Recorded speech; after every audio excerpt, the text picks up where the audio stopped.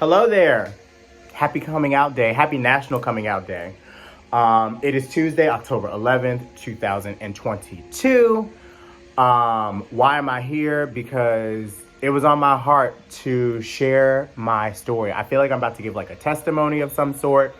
I hope this inspires somebody. I hope somebody feels seen by this. I also just felt like it's my duty. You know what I'm saying? Like, as a gay black man raised in the South, you know what I'm saying? A woo-woo nigga, as I like to say. I hope that YouTube does not cancel me for using the word nigga on YouTube because, listen, girl. Anyway, beside the fucking point. Hello. If you are new here, my name is Gary DeAndre, Gangsta Gurry if you nasty. It's National Coming Out Day. I don't know if I've ever shared my story in its entirety. I think partially because I've found not even shame. I don't want to call it necessarily shame, but I think that I've been such an up and down roller coaster as far as just like the acceptance of my sexuality, the acceptance of who I am as a fucking person. And I know that my purpose and my healing and my truth is connected to this story and the trials and the tribulations and the wisdom that I've learned through my journey. And I know that it is part of my duty in order to pass this information back to, for generations and generations. And I'm not sure who this is for. I know this is for someone. I know this video potentially could be shared across space and time. Listen, YouTube is old as fuck and is going to continue to be around after I'm dead and gone. So I wanted to leave my mark and I wanted to share my story. If you are a subscriber, thank you for listening. If you are new to me, welcome. Before I got here, because, I'm a real bitch, not a fake bitch, but a real bitch. I asked my ancestors, I asked God, I asked them spirits. I was like, can you guys help me to center myself in, like, how do I need to center this coming out story? And I'm also going to try to not make this very long because y'all know that I'm a very verbose girl and like to run my fucking mouth sometimes when I get started. And I know that I got somewhere to be in like 30 minutes. So anyway, to set the tone, set the mood, I have an aura viewing theta brainwave going on in the background, just tapping into the aura and the energy around me. As you guys can see, I'm in a good place. I'm in a decent place. It's been a day because my grandmother tried the fuck out of me today. And I feel like this is also part of the reason why I felt compelled to share this story, because even at almost 33 years old, I turned 33 in 16 days, God willing. I sound like an old lady right now. Like, if the Lord sees fit, I'll see my 33rd birthday. But yeah, this morning, first off, I didn't get no sleep. I did a full moon ritual last night. Shout out to Mystic Lipstick, Danielle Ayoka over on Twitter. I've been doing their full moon intention releases, new moon intentions for literally like years. They were one of the first accounts that I found that I started, like diving into my spirituality. And all of this matters. But last night I did this like full moon release. And it was talking about just like being yourself and like being, standing up for yourself and your identity. And all of these things are things that I've struggled with. And still, I can be honest, like sometimes struggle with like feeling in my body in, community and feeling comfortable with myself and allowing people to be invited into that. And this morning, didn't really rest too much, didn't really get too much, a lot of Z's. But I started off my day, on a good foot as best as I possibly could. Went to a meeting. I called some family members because I like to check in with the elders. Listen, I'm just so grateful that God has saw it fit to keep both of my parents. Unfortunately, I lost my grandfather, my grandmother on my dad's side, as well as my uncle. But I do have my grandmother and my grandfather on my mother's side. So I just wanted to check in with them. And the sexuality thing has been very much a roller coaster with them. My grandfather is really cool. He's an alcoholic, but we still love our family no matter what. And I can identify with him because I've been up and down with addiction. Addiction is a part of my story. Abuse is a part of my story, like all of these different things. But I called him, had a conversation with him, good convo. I'm like, cool. Call my great aunt. She's like, you just sound so lovely. Like, it's good to hear your voice. I don't really get to call her that often. And I know that in my sobriety and in my like sober mind and my clear mind, because if I'm being very honest, I have not been doing the greatest with my sobriety journey over this year, but I'm getting back on track. And I know that I can be honest because listen, it's my life and it's my fucking channel. I'm gonna do what the fuck I want. But I've been really struggling with my sobriety for various reasons. I've just not been feeling happy. You know what I'm saying? Haven't been feeling like myself. And I know that part of it is connected to my spirituality and whatever. I'm getting ahead of myself. But I called my grandmother. My grandmother is a minister. I believe she's Methodist, but I grew up around, the church. I didn't grow up in church, but I did have a phase of my life where religion really kind of like stepped in, and we'll get there. But anyway, I'm talking to her, we chit-chatting, and then she's like, God put it on my heart. And she started going into blaming her illnesses on my sexuality. She said that she feels like she contracted a lot of these illnesses because of, my gayness. And, she's been praying for me and everything like that. And she asked me to just like sit with God and like gain clarity. And, on a different day, during a different timeline, that would have been something that would have sent me to drink, or, use or abuse drugs or what have you, or go and like try and like hook up with somebody, or, just doing things that are not the healthiest things for me to do. And she really tanked my mood, I'm not going to lie.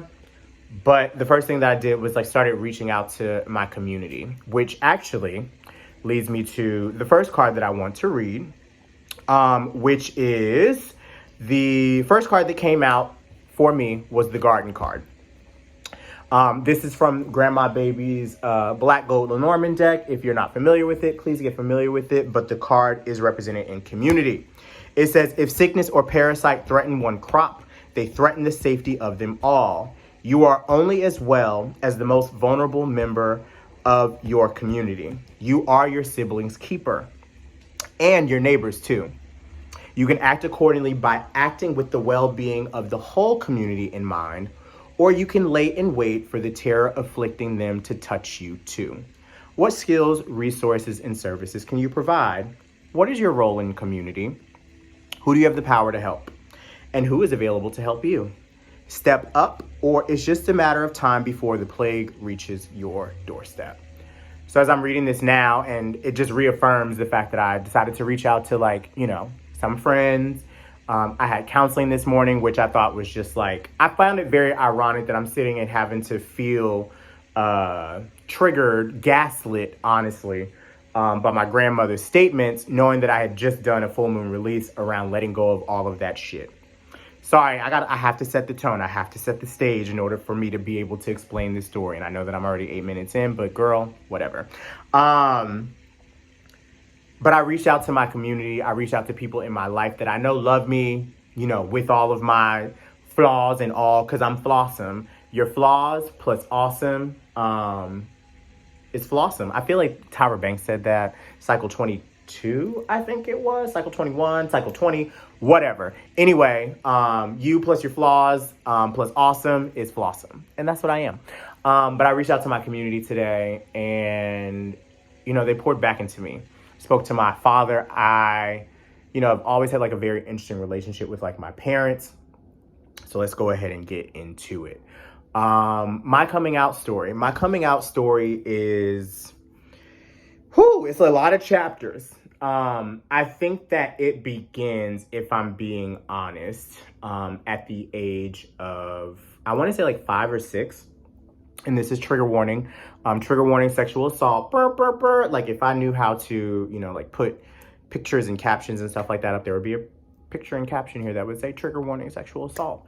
At the age of 6, I was, I guess it would be considered like molested. My neighbor, who was a little older than me, was somebody that live in an apartment building. I have, parents have like family friends, friends that are like in the neighborhood, whatever.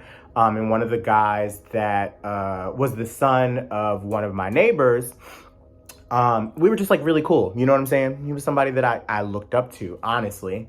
And all I remember is I'm like, I don't even know if I'm like school age, if I'm being honest. I really don't remember the exact age. All I know is that I'm being like pulled into a closet. And I remember the closet had like I don't know if you guys remember, because I'm old, back in the day, or older, seasoned. Back in the day, there used to be these, what was it, like the chest where you could put like your toys and stuff like that. And the chest had like a chalkboard. And then it's just like my clothes and stuff like that. But I remember he asked me to like pull down my pants and like I think he asked to rub his like dick up and down, my ass or what have you. I don't know what was going on. I was just going along with it because I thought that's what, boys do. And of course, our parents find us in this precarious position. And all I remember is like they're whooping his ass and they're looking at me crazy, like you're not supposed to be doing that. And it just kind of like caused this confusion, because in my mind, I'm like, I don't know if something is wrong. But the reaction and the response that I got from it was not that positive. So of course, this is something that I kind of like kept, in my mind. And a lot of the times, like, especially like getting older, I used to think that, that was like the turning point in my life that made me gay, but I know that that's not the truth. I do hate that this happened. And it also is something that, I have dealt with like all my life. But that was like my first instance in regards to like anything that, had to deal with like the theme of like, queerness, homosexuality, what have you. And this is something I kept in the back of my head, like that negative like moment. But if I'm being honest, like I always knew that something about me was different. Even when I was, I remember there was like a time when I was like 9, I had an upstairs neighbor. His name was Nick. And I remember, we used to be like really cool. I used to spend like a lot of time with him because I think he was like a year older than me, and, same situation, like family friend, whatever. But I remember I tried to like kiss him at like a really like young age. I had to be like 8. That was not acceptable or what have you. So it's like I was always trying to just like navigate my sexuality, but didn't really have like the space to figure it out because, of course, it's promoted and I'm the oldest of 2, straight girlfriend. You know what I'm saying? I'm not saying that I wasn't like attracted to girls when I was like growing up. Raven-Symoné was my first like celebrity crush, which looking back now, I'm like, okay, God. But yeah, like I had like girlfriends. I found myself, being into girls because I felt like it was like the right thing to do at the time.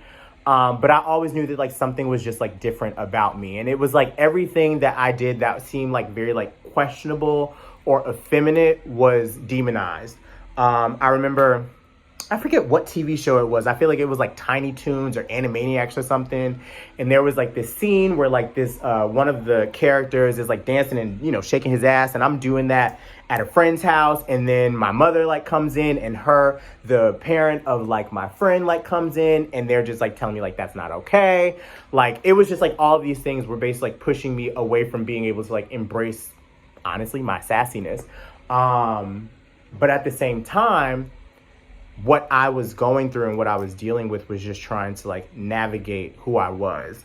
Now we can fast forward to maybe like 10 or 11. At this point, I'm starting to like recognize, something's different about me, like men, figuring all that stuff out. Had a girlfriend in middle school. Shout out to Aquila, wherever you are in this world. And she was like the person I feel like I was like closest to. I also, a lot of people knew that we were like dating. But I knew that I was like forcing it, if I'm being honest.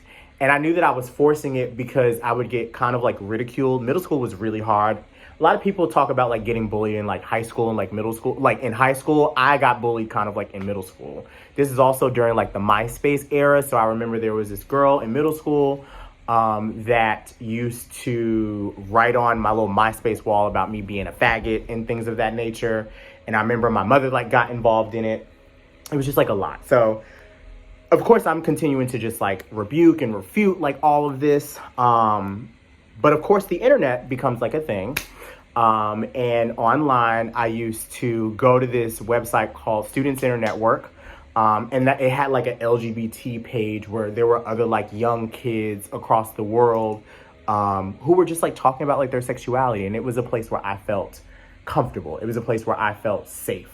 It was a place where I could like explore myself and like get to know like other like gay people. And it's interesting because I still have some of those like friendships from like that website, like to this day. Some people that I met back then, I still have relationships with, which is absolutely insane. So I'm navigating my sexuality, figuring things out, learning about like masturbation and things of that nature, whatever. This video is very, very like exposing the fuck out of me, but this is my story, whatever. And I'm being mindful as fuck about what my truth is. This is my truth. I just have to share my truth. Anyway, this is probably like middle school. I remember, using those websites and stuff like that. I used to like get on webcam and stuff like that with like older men. Like I was wilding, but I mean, who really wasn't like during that time? And it also was just like really hard to like figure out like, all these things that are being told to me that are like wrong, or, all of these like feelings that I'm feeling, and I'm not able to like, explore them or express them. And it feels like I don't have a family that's like very supportive of it, or doesn't understand it. Cause at this point, these things have not been exposed. I used to journal a lot. I still journal. Should probably do better, to this day, but I had an online journal called Xanga. I don't know if y'all remember Xanga. If you were part of the Xanga live journal age, definitely had one of those. And this was like 8th grade. I feel like that's like another turning point for me, where one day, we're kids, we're not thinking anything about it. One of my classmates was like writing about arson. I grew up in the sticks, and I don't know what we were talking about arson about. Somebody else was. But basically, like, I don't know if you guys remember, you could go to one page and you could see like all of the people that had like visited that page. So of course you can't write about arson and access your live journal at school, because that, brings up red flags. So of course I'm visiting one page of a friend of mine. They see that information. And then it becomes like this whole like school investigation thing. One of my neighbors told my mother about the live journal. So then she starts asking all these questions, and I'm just like, girl, like, whatever, trying to like play it off, because I think that I'm smarter than my parents, of course. And this breeds into my family going through my email. And of course, I'm flirting with guys. I had a boyfriend who was like 18. Mind you, I'm like 13 years old. Mind you, I've met this boy, I think like a couple years later, and he gave me a car key.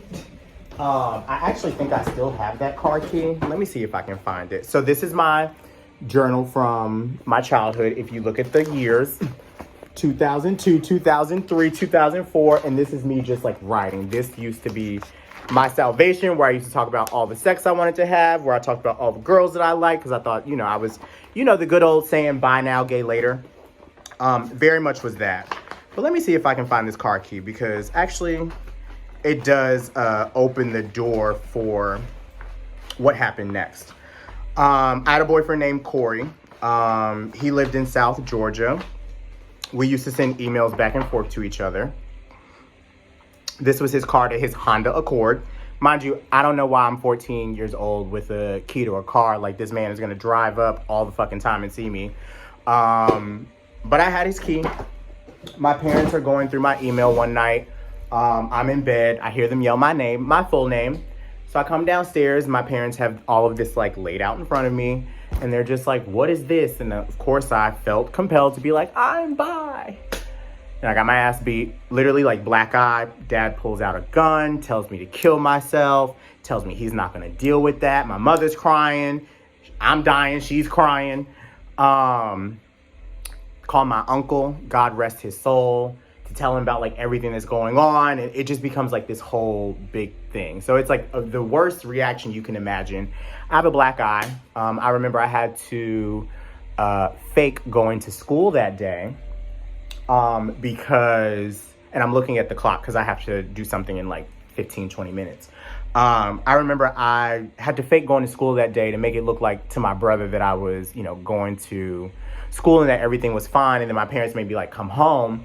And basically this was, and I like to say I came out or was forced out of the closet because I wasn't as necessarily like out at that time. It was just like me, pussyfooting. Like I knew what the truth was. I tried to date a girl in high school. Shout out to Sarah. But I knew that was not my truth.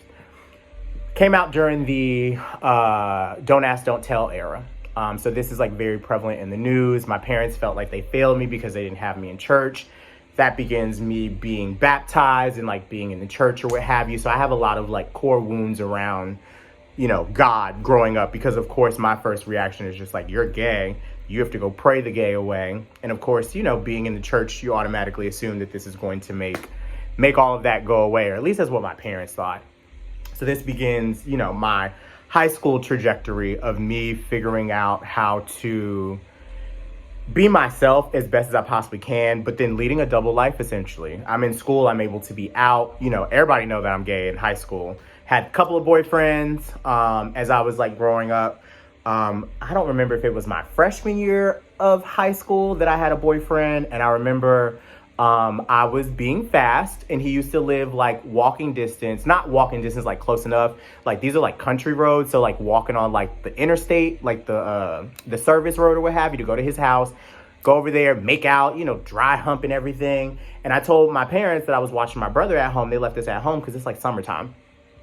Child, they call me. I'm walking back to the fucking house. My dad calls me. He's like, where are you at? I'm like, oh, I'm at, my girlfriend up the street house. Bitch, why a tractor trailer just right by, making a lot of noise? So obviously I was not in my neighborhood. So yeah, that started my family not allowing me to stay at home anymore. I had to go to work with my parents that summer because they didn't trust me to be at home. I remember my mom used to make me, she used to work for this woman who I think was an entrepreneur. She was a secretary for her. She made me sit at her job with her and read Bible passages all day because she didn't trust me at home. Now I know I was, fucking up, but whatever. And then my dad used to like drag me around with him, and my dad worked in the, the awning industry. And then also, he became like a handyman or what have you. So I used to just like get dragged around with my parents like all day because they didn't trust me to be at home because of my sexuality, whatever. Go through like the whole like exorcism phase, or like sitting in front of the pastor of the church, having to just like be talked to about like my sexuality and like, written the demons and, who have I messed around with and like all this stuff. And my parents are like standing behind me, and I'm having to just like, you know that what you're doing is a sin and XYZ, whatever. So I'm trying to get involved in the church, trying to pray the demons away, essentially, or hope that, actually, if I'm being honest, it was more about me praying that I could find anything that I could do to get the fuck up out of that house. So that's when I became very involved in school, very involved in after school activities, because that was my way to just be the best version of myself that I could be, or be who I felt like I was, because you have your parents telling you one thing and telling you what they think is right, and your family, shunning who your truth is, but what's going on deep down inside of you. And that's why writing and the internet was like my best friend as I was growing up. As I'm figuring all of this stuff out and getting older, I also have to like think about, and God rest his soul as well, Ricardo, the first guy that I met on a website called XY. He was kind of like my first love, the first person I always used to call, like when we not in relationships, we together, you know what I'm saying? But like when we are in relationships or when we're dating, you know what I'm saying? We're still in each other's lives.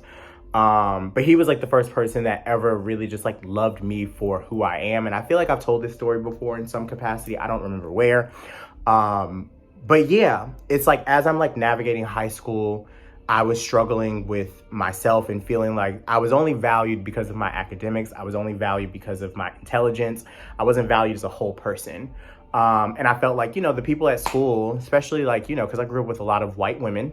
And then I did have like my friends growing up who I was like really close to, Ashley, Tisha, Lauren, Justin.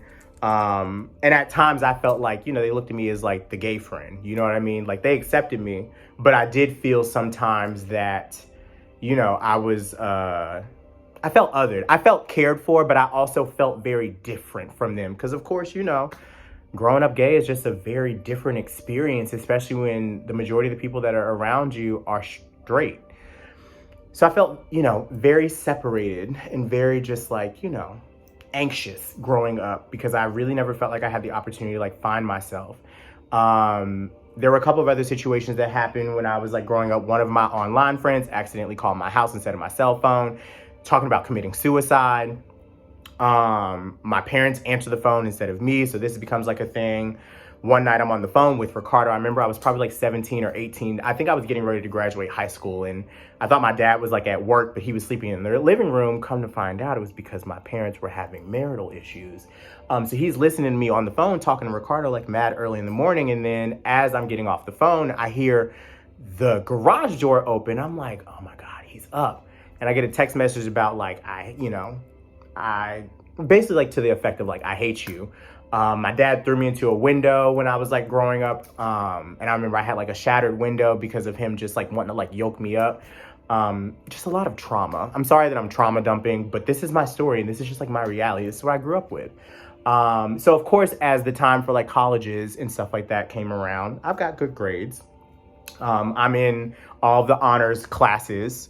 I'm very smart. Very smart. I'm very smart and I'm very perceptive. So I was just like, whatever will get me the fuck away from Georgia, please help me because I need it. Oh damn, I only got 3 minutes left with this tone. So yeah. Anyway, I get to college. I decided to go to Morehouse because my mother went to Morris Brown. Moby, and she always wanted to have the full HBCU experience. She only got to go there for 2 years, so I'm the first to graduate from college, first to go to graduate school in my family. But my mom was just like, why don't you look at Morehouse? And at first I was going to go to like UGA or some college in the middle of like Kentucky. I just wanted to get the fuck away because I was trying to run away from home. But then I went to Morehouse and I was like, it is niggas everywhere. There are niggas everywhere. I want to come here because I thought that it was going to be the way to find my sexuality, or find myself, and then also, meet other men. Listen, Morehouse was a fucking cornucopia, a platter of penis, and I was excited to suck all the dick. No tea, no shade. I really hope YouTube does not take this down, because if not, I'm gonna have to find another way to upload it. Anyway, Morehouse was like my ability to really just like step into myself.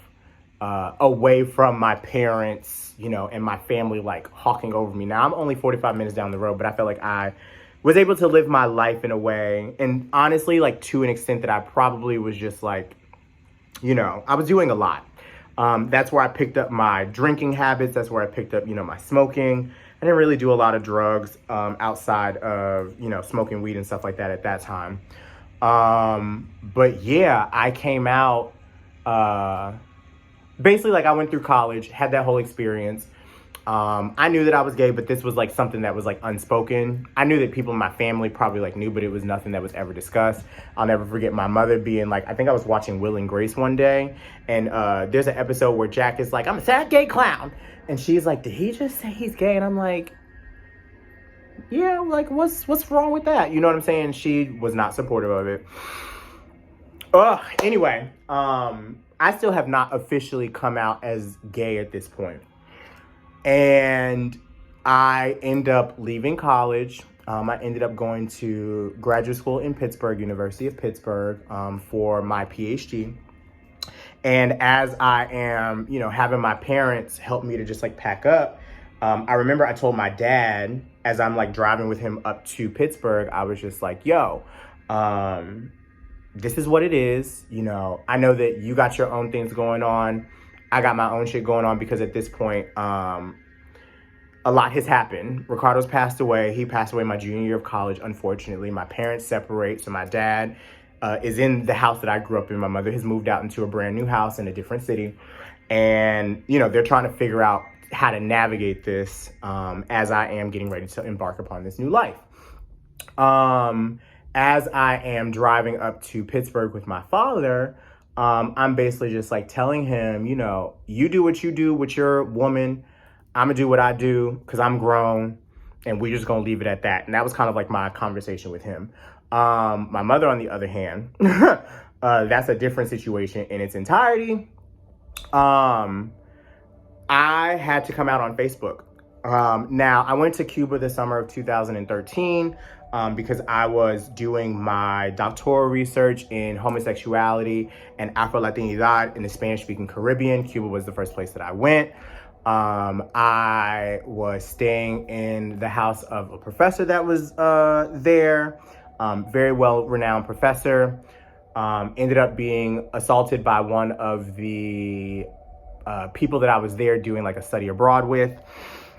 Ended up being molested by it was basically like a prostitute that I thought was like, he basically passed himself off as this like famous artist. And of course I'm on the phone eating it up because my Spanish is good.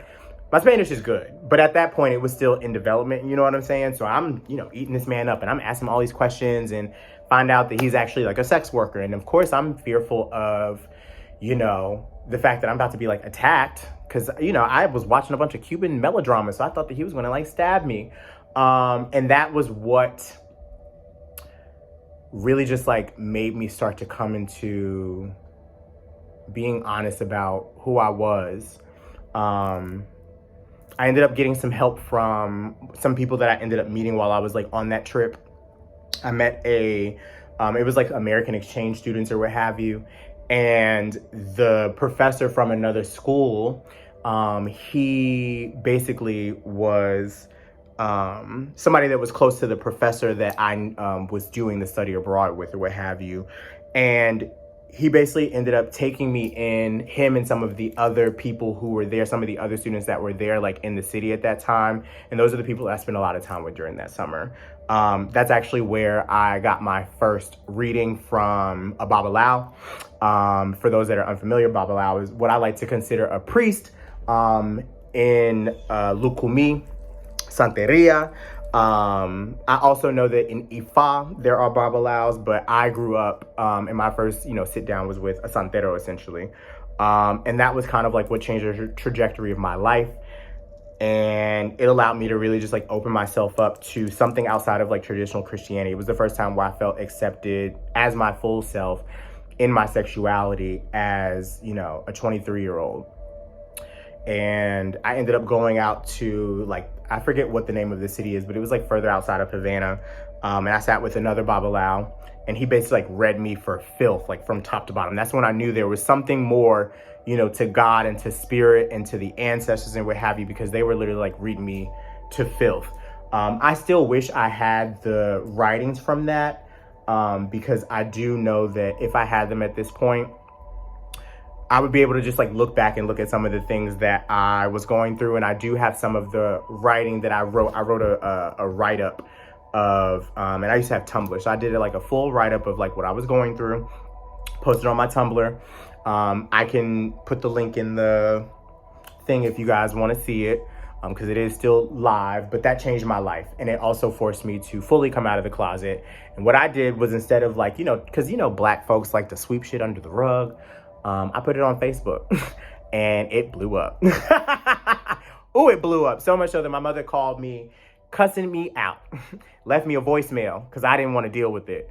And over the years, it's been a whole journey. It's been a long journey of like learning how to accept myself. Addiction is part of that story because I ran to drugs and I ran to alcohol. And it's easy to get caught up in that. As a young gay man, a lot of us sometimes run to substances in order to just like feel comfortable with ourselves.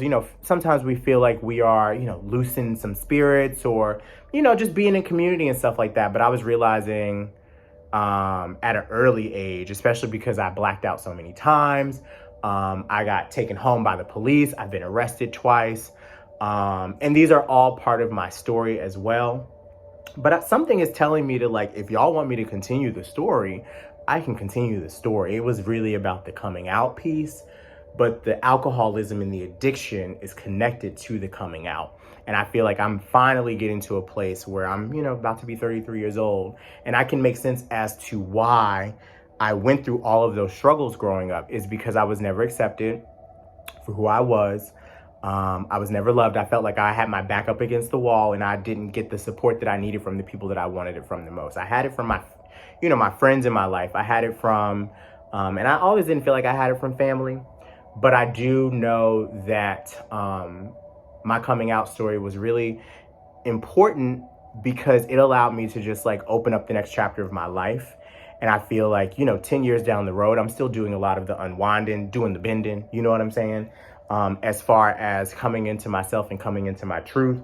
But I finally feel like I'm at a place where instead of like trying to hide or feel like I have to omit certain parts of me, like I don't want to do that anymore. I'm too old for that. I grew up having, my parents saying that if I ever brought a man home, they slammed the door in my face. And I'm just like, now at this point, like I would love to have them be a part of my life and love to have them be a part of my relationships in whatever way, shape, or form. But if you're not going to accept, if you're not going to fully love, if you're not going to fully engage, then I'm not going to give you that access. And that's something that I've had to learn. And it's taken 20 years, damn near 25 years, it feels like, in order to get to this place where I feel like I am, you know what I'm saying, coming into form without needing to feel ashamed of my emotions. I'm a sensitive person. And instead of feeling like I have to run to substances or other things in order to be comfortable with myself, I'm getting to a place where I can be fully me. And I feel like this is where the last card, the Crossroads card, comes in, which is the number 22 in this deck. And the Crossroads card says choices. You've reached a pivotal moment in your journey where a lesson has run its course, and this means you have to make a choice. This isn't a test. This is a gauge to see if you're ready to grow into your purpose.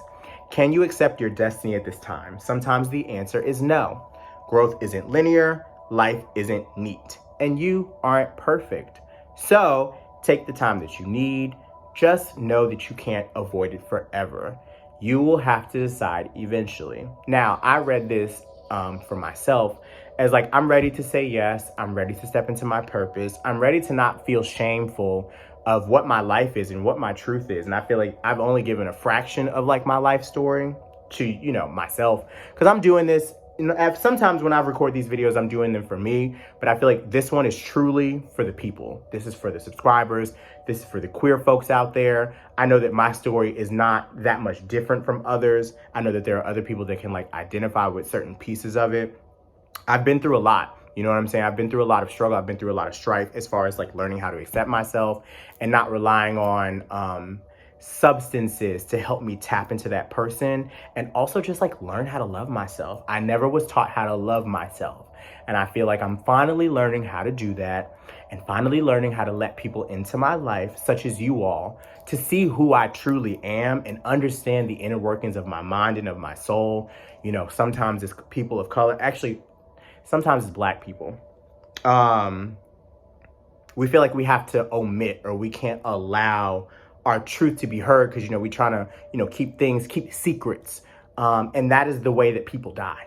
That is the way that people commit suicide. That is the way that people, lose their lives or, struggle, lose their families. And